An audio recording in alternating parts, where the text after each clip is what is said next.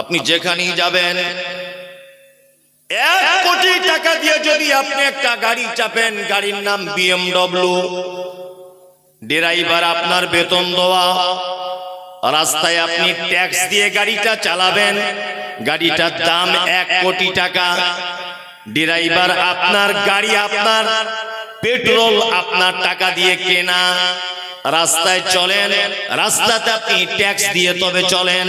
কিন্তু আল্লাহর ভাষা হচ্ছে আলহামদুলিল্লাহ। বান্দা তুমি গাড়ি করো, বাড়ি করো, টাকা জমাও, জমি করো, যা কিছু করবে, যখন সালাতে দাঁড়িয়ে যাবে তোমাকে এ কথা বলা লাগবে আলহামদুলিল্লাহ। পৃথিবীতে যত রকমের প্রশংসা আছে আমি আল্লাহর। 1 কোটি টাকা দিয়ে তুমি যে গাড়িটা চাপছো ওর ভিতরে পেট্রোল ভরা আছে। পৃথিবীর কোন মেশিনে পেট্রোল আবিষ্কার করতে পারে না, কোন ল্যাবরেটরিতে পেট্রোল তৈরি হয় না। আল্লাহ বলে বান্দা তুমি 1 কোটি টাকা দিয়ে গাড়ি চাপবে, তুমি বাড়ি করবে, মাটির ব্যবস্থা আমি করে দিয়েছি। তুমি 1 কোটি টাকা দিয়ে গাড়ি চাপবে, পেট্রোলের ব্যবস্থা মাটির তলাতে করে দিয়েছি, শুধু প্রসেসিং করে সেটাকে বার করা লাগবে। বার করে তুমি তোমার গাড়িতে ভরে দাও, গাড়িতে হু হা করে চলতে লেগে যাবে। তার মানে বোঝা যায় সারা পৃথিবীর প্রতিটা কাজের শেষ পর্যন্ত যদি আপনি পৌঁছে যান, তাহলে রবের কারিশমা ছাড়া আপনি আর কিছু খুঁজে পাবেন না। পাবেন সব রবের কারিশমা, আল্লাহর কারিশমা। তাহলে আলহামদুলিল্লাহ হলো। তারপরে আরেকটা বলে দিই, ও রব্বিল আলামিন। আল্লাহর 99টা গুণবাচক নাম, এটা আমরা সেই কায়দা বগদাদিতে পড়েছি, তাই না? ইয়া আল্লাহ, ইয়া রহমান, ইয়া রহিম, ইয়া মালিক, ইয়া কুদ্দুস, ইয়া সালাম, ইয়া মুমিন, ইয়া মুহাইমিন পড়েছি না? ওখানে আছে ইয়া রব্ব, আছে? নাই, ইয়া রব্ব নাই ওখানে। আল্লাহ, আল্লাহর নাম কি? আল্লাহ, আল্লাহর নাম আল্লাহ। বাকিগুলো সব গুণ। আল্লাহর নাম কটা? একটাই, বাকিগুলো সব সিফাত, গুণ। রহমান তিনি দয়ালু, রাজ্জাক তিনি রুজির মালিক, গফফার তিনি ক্ষমাশীল, আজিজ জবরদস্ত, কাহার খুব ক্ষমতাবান, যার উপরে কথা বলা যায় না। এগুলো আল্লাহর কি? গুণ। আল্লাহর নাম আল্লাহ। এবার আপনাকে আরেকটা কথা বলি।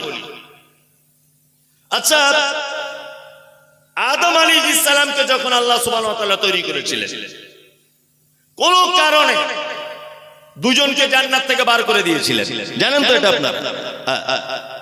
আর জান্নাত থেকে বার করে দেওয়ার পরে যখন আবার এক জায়গায় করা হলো, বিস্তারিত ঘটনা, তখন আল্লাহ তাআলা আদমকে কি বলেছিলেন? আলাস্তু বিরাব্বিকুম। এই আদম বলো, আমি কি তোমাদের প্রভু নই? আমি কি তোমাদের রব নই? এই কথা বলেছিল কি বলেনি? শোনা আছে তো? আলাস্তু বিরাব্বিকুম। তাহলে মানুষের জীবনের সূচনার পর্বে আল্লাহ নিজের পরিচয় কি দিয়ে নিয়েছেন? রব। আমি কি তোমাদের রব নয় বলেছিলেন? এটা বলেছিল। চলুন, তাহলে পৃথিবীর সূচনাতে হলো রব। এবার একটা মানুষ মারা গেল, আচ্ছা মারা যাবার পরে কবরে প্রশ্ন করা হবে তো? প্রথমে কি হবে? প্রথমে মান রব্বুকা, তোমার রব কে বলো। কই এখানে আল্লাহ বলছে না, ফেরেশতারা বলবে তোমার আল্লাহকে বলো, বলছে না। আর প্রথমে সৃষ্টির প্রথমে কি বলেছে? প্রথমে বলেছে তোমার রবকে তুমি বলো। আর একদম যখন আপনি কবরে চলে গেছেন তখন বলা হচ্ছে কি? তোমার রবকে তুমি বলো। এইবার আপনাকে বলে দিচ্ছি, আপনি নামাজ পড়ছেন, আল্লাহু আকবার, আলহামদুলিল্লাহি রাব্বিল আলামিন। এখানে একবার রব বলো না? রব্বিল, রব বললেন তো। চলুন, আপনি আবার রুকুতে চলে গেলেন। রুকুতে যাওয়ার পরে কি দোয়া বলতে হয়? সুবহানা রাব্বিয়াল আযীম। এখানেও রব, তাই না? রুকু থেকে উঠলেন, কি বলবেন? ও রব্বানা লাকাল হামদ। এখানেও রব। তাই না? চলুন এবার আপনি আবার সিজদায় চলে গেলেন, কি বলবেন? সুবহানা রাব্বিয়াল আ'লা বলেন না? তার মানে এখানে আল্লাহ শব্দ বেশি হচ্ছে না রব? রব। চলুন এবার আপনি সারা দিন গুনাহ করেছেন, সারা রাত পাপ করেছেন। আল্লাহ বলে বান্দা নামাজ যখন শেষ হয়ে গেল, তুমি তখন যদি আমার কাছে চাও, তোমার পাপের প্রায়শ্চিত্তের জন্য যদি তুমি আমার কাছে হাতটা তোলো, তাহলে তোমাকে বলা লাগবে কি? ও রব্বানা আতিনা ফিদ দুনিয়া ও রব্বানা হাবলানা ও রব্বানা লা তুযিগ কুলুবানা ও রব্বানা আতিনা ফিদ দুনিয়া। কোরআন মাজিদে যত জায়গায় আল্লাহ বান্দাকে দোয়া করতে শিখিয়েছেন, বান্দা তুমি বিপদে পড়েছো, আমাকে ডাকো, বাচ্চা কাচ্চা তোমার হয় না, তোমার স্ত্রী 15 বছর বিয়ে করেছে, মা হতে পারেনি, আল্লাহ তোমার স্ত্রীকে দোয়া শিখিয়ে দিয়েছে, রব্বি হাবলি মিনাস সালিহিন। আল্লাহ বলছে আমাকে রব বলে ডাক।